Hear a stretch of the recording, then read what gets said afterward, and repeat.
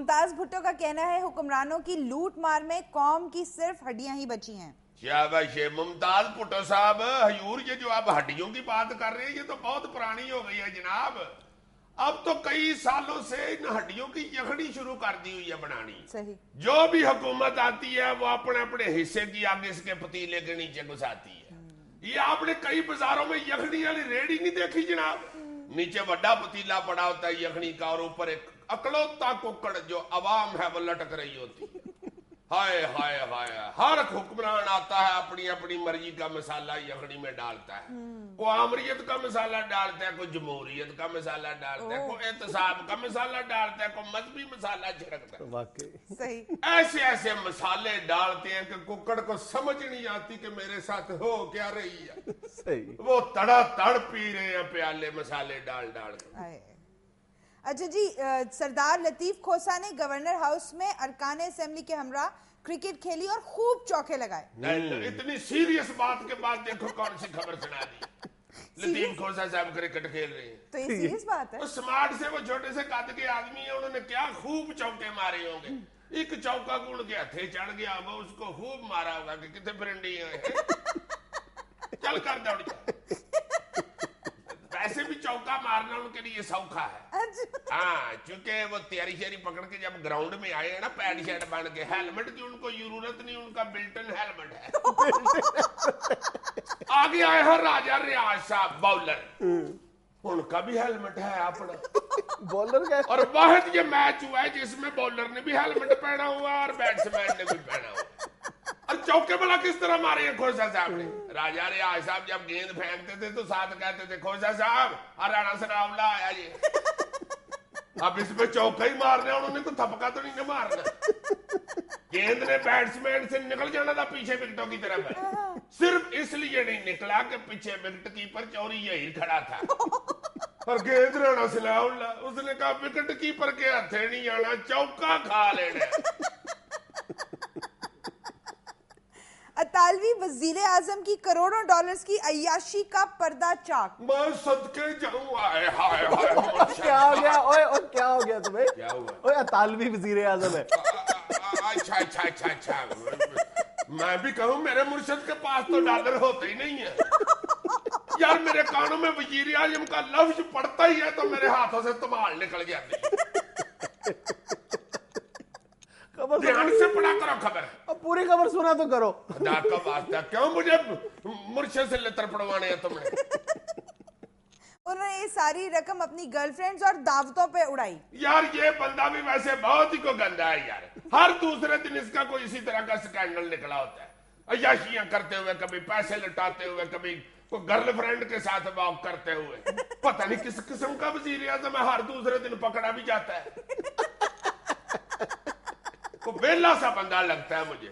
मेरे मुर्शिद को तो टेंशन ही नहीं खत्म होती थी।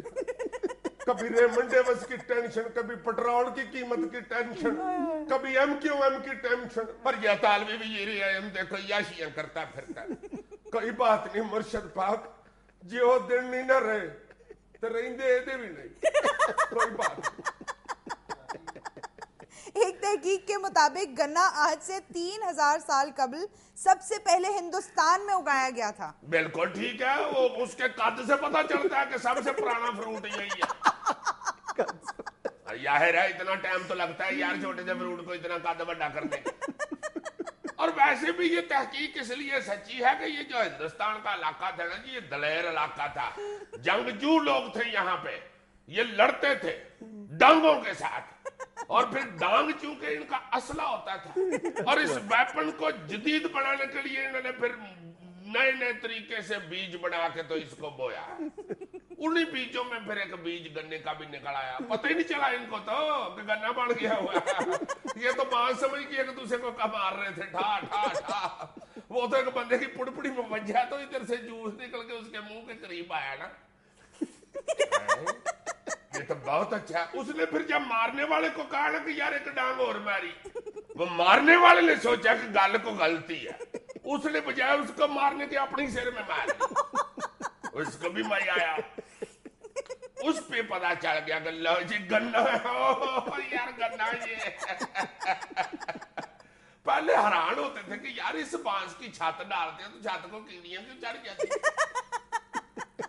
इस बांस की पौड़ी बना के कोठे पे जाते हैं, वापस आते हैं तो हाथी पौड़ी चूप गया होता है। ये चक्कर क्या है? वो तो फिर बाद में पता चला कि भाई जी ये जिससे लड़ रहे हैं हम, ये एक फ्रूट है जो कद निकाल गया है।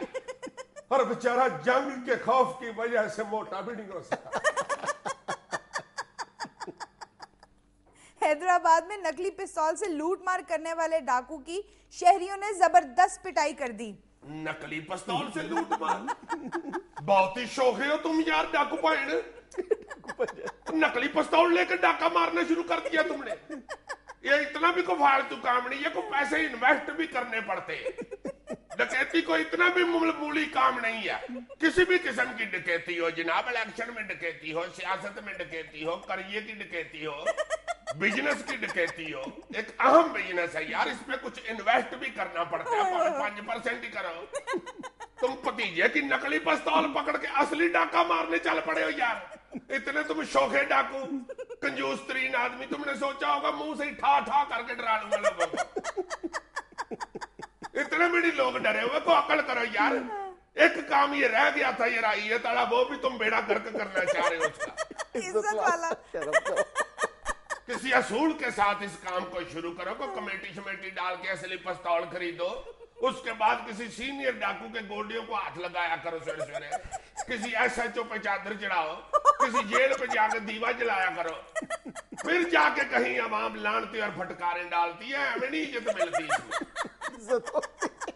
वो तो यही इज्जत होती है डाकू की। और क्या, डाकू को मोहल्ले में डॉक्टर साहब कहते हैं। ओए डॉक्टर साहब आ गए, डॉक्टर साहब आ गए, हैंड्स अप हो जाओ, डॉक्टर साहब आ गए।